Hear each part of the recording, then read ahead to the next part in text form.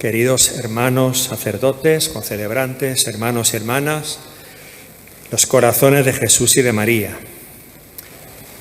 Parece que estamos reviviendo el primer sábado, que también se puso a llover.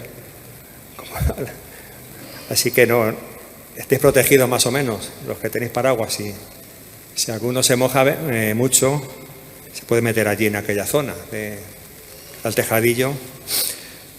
Digo para decir algunas palabras por lo menos, porque el otro día, el primer sábado, no me quise alargar, pero hoy es un día que merece la pena decir algunas palabras, porque estamos celebrando algo muy importante. Como liturgia es el domingo, así es como lo estamos celebrando, como debe de ser, porque prevalece siempre el domingo.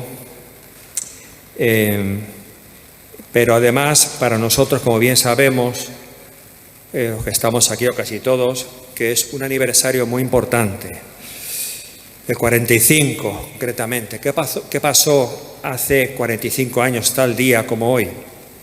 Que era también domingo, por cierto, aunque aquel año, en 1981, coincidió con el domingo de la Santísima Trinidad, pero era también domingo.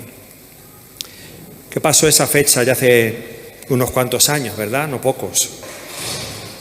Algunos, la mayoría habíamos nacido ya, los que estamos aquí, algunos a lo mejor no, pero la mayor parte de los que estamos presentes sí. De modo que es un buen número de años desde que ocurrió lo que os voy a contar así no muy extensamente. Creo que merece la pena,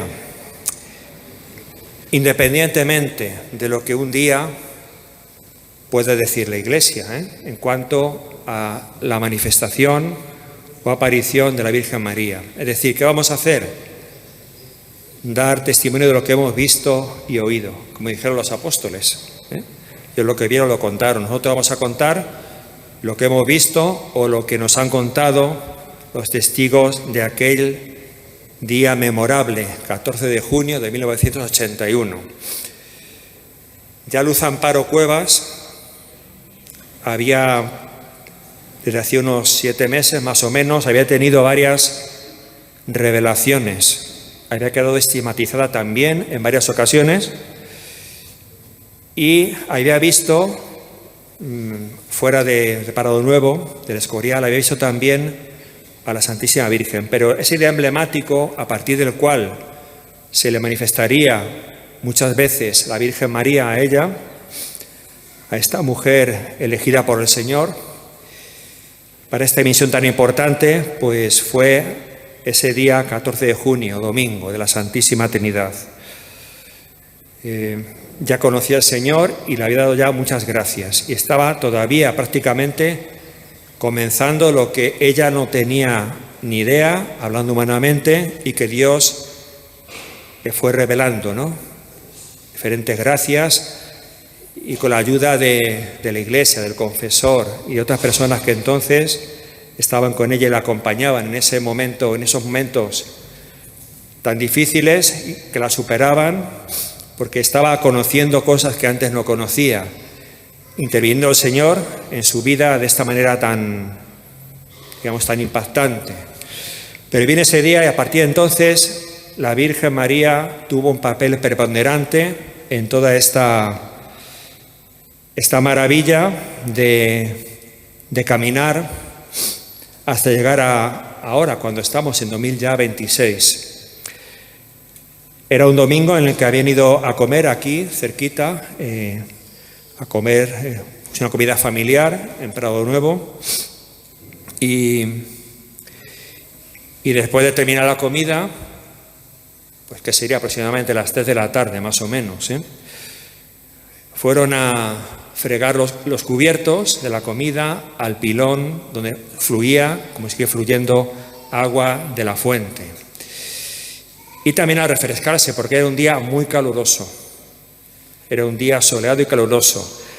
Era tan caluroso que, viendo las noticias de aquel tiempo, de aquellos años, o de aquel año, en diferentes partes de España y también aquí en Madrid se habían alcanzado casi 40 grados. De modo que aquí en el Escorial haría muy cerca de los 30 y tantos, casi 40 también. Era un día muy caluroso para ser solamente el mes de junio. lo cual es propio de esas temperaturas más de julio, agosto, por ejemplo.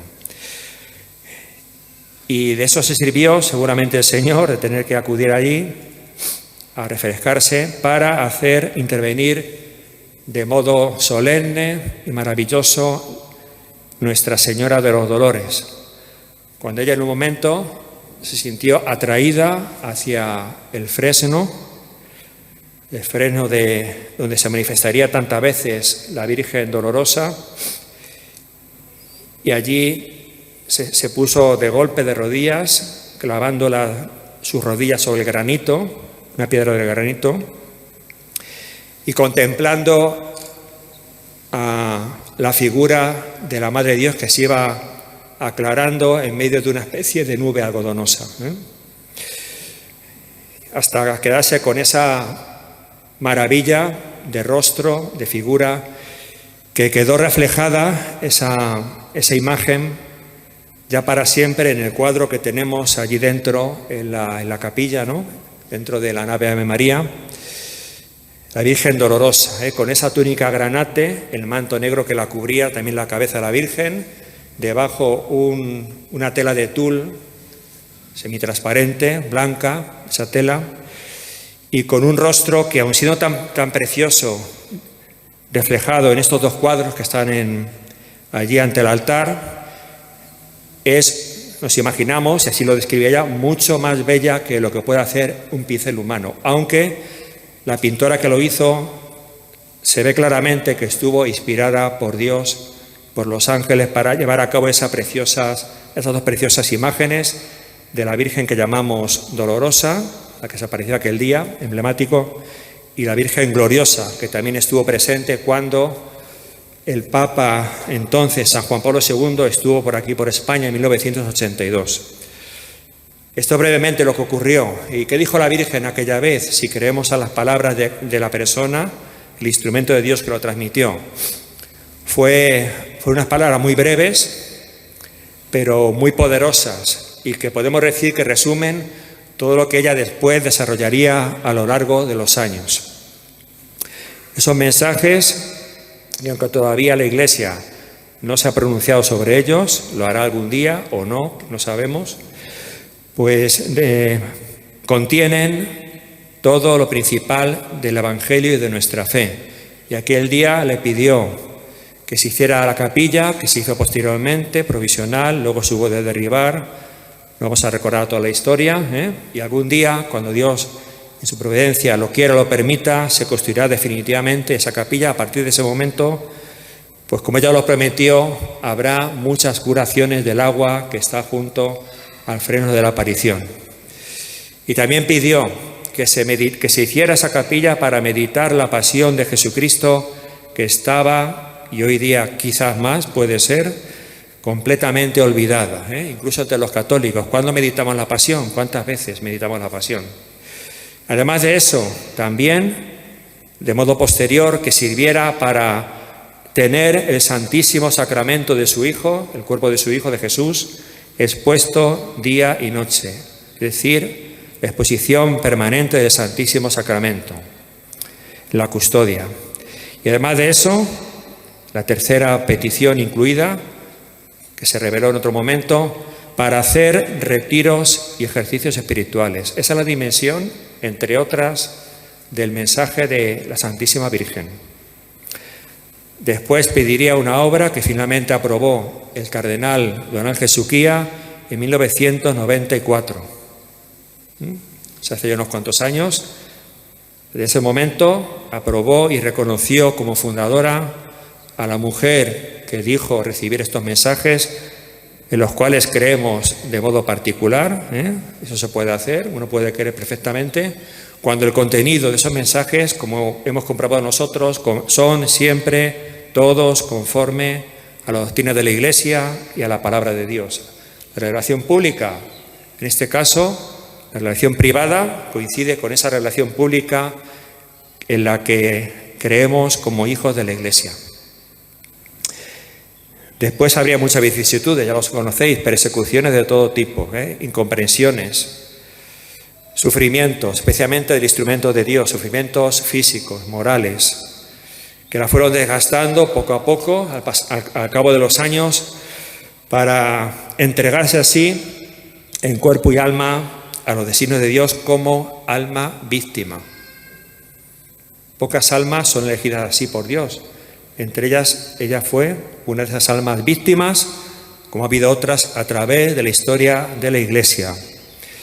Y esa victimización de su persona, aceptando, sin dejar de sufrir por eso, pero aceptando en todo la voluntad de Dios, obedeciendo a la Iglesia, a su director espiritual, ha traído tantos frutos que vienen del cielo, de la gracia de Dios, pero a través primero de la Madre de Dios, la Virgen María, y aceptándolo a través de un sencillo instrumento humano. ¿Para qué? Para así, como dice la palabra de Dios también, porque Dios da su gracia a los humildes para confundir a los poderosos. Esa es la clave. Dios elige muchas veces, yo diría que la mayoría, seguramente es así, a personas o niños, como en Fátima, como en Lourdes, etcétera, o a personas muy sencillas, humanamente muy sencillas, pero en cambio, por eso mismo, por la sencillez y la pequeñez, dóciles a la voluntad de Dios. Cosa que no se conseguiría probablemente con aquellos que tenemos por diferentes motivos más conocimientos, o de teología o de la fe. Pero eso no es lo más importante, aunque tenemos que conocer la fe, evidentemente lo que importa es cumplir esa fe y vivirla conforme a lo que Dios nos pide a cada uno. Ella lo cumplió hasta llegar a una vida de virtud, y yo me atrevo a decir que de santidad, ante los ojos de Dios y ante nuestros ojos humanos, que así lo hemos comprobado por muchas razones. Este aniversario, por tanto, es un día para meditar y para también, yo os pediría a vosotros y a mí mismo, para meditar si nosotros en nuestra vida, en nuestro compromiso, en nuestra vocación, estamos cumpliendo con aquello que ella, nuestra Madre Santísima, nos pidió. También en aquella ocasión, el 14 de junio de 1981, pidió también: haced oración, haced penitencia.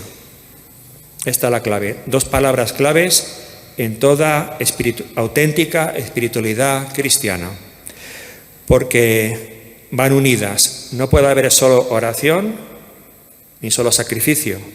Las dos cosas, oración y sacrificio. No solamente, si rezamos mucho, pero no somos mortificados, de poco nos servirá. Y hacemos penitencia y no hacemos oración, tampoco tendrá frutos. La clave es unir las dos cosas.